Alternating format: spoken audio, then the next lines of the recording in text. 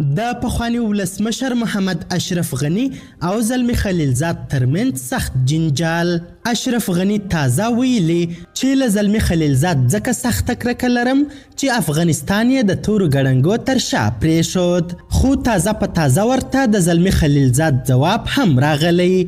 خلیلزاد ویلي چې د افغانستان پخوانی نظام د امریکا تابع و. دا چې اشرف غنی او زلمی خلیلزاد یو او بل ته نور څه ویلي بشپړ حال را سره همدغه روانه ویډیو کې کتلی سي. سلامونه قدرمنو لیدونکو، مشال پریس یوټیوب چینل ته مو هرکلی کوم. CNN وایي ولسمشر محمد اشرف غنی له زلمی خلیلزاد شدیده کرکه درلوده. CNN د یو مخکش په کور ناستي امریکایي جنرال له قوله لیکلي دي چې د طالبانو او امریکا ترمنځ د دوحې قرارداد د امریکا په ډیپلوماټیک تاریخ کې تر ټولو شرمونکې پیښه وه. د دغه ټلویزیون په راپور کې راغلی دي امریکا د طالبانو په غوښتنه د دوحې له مذاکراتو د افغانستان مخکینی حکومت څنډې ته کړ چې دغه هیواد کې روحیه خرابه او بنسټونه په ډیرې تیزۍ سره ونړېدل. د راپور په یوه بله برخه کې ویل سوي که څه هم محمد اشرف غنی او زلمی خلیلزاد ډیر پخوانی شناخت درلود، خو په وروستیو کې ښاغلي غنی او خلیلزاد له یو بل سره شدیده کرکه پیدا کړې وه.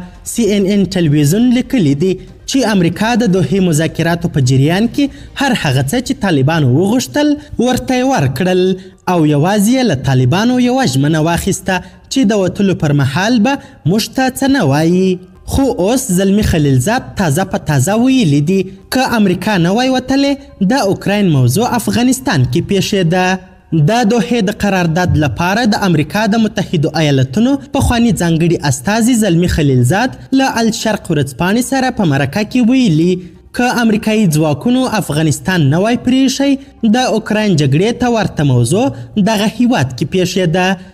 د خلیلزاد په خبره که امریکا هم هغه وخت له افغانستان څخه وتلی نه وای دغه هیواد کې د روسیې دولت د طالبانو ټینګ نظامي ملاتړ پیل کاوه او طالبان یې په خپل ملاتړ د امریکا پر ضد جنګول.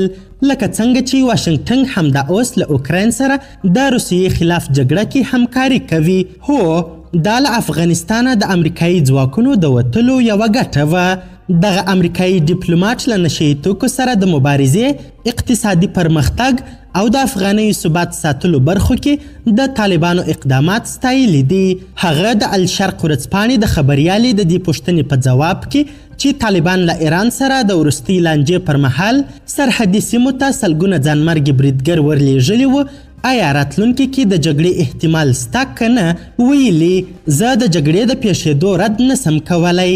د طالبانو او ایران ترمنځ د جګړې احتمال سته. قدرمنو لیدونکو، د ویډیو له کتلو مو نړۍ مننه. د لا زیاتو او نورو لحظه پر لحظه خبرې مطالبو لپاره زموږ همدغه مشال پریس یوټیوب چینل سبسکرایب کړئ. تر بیا او بلې ویډیو ښه وخت ښې چارې. د الله په امان.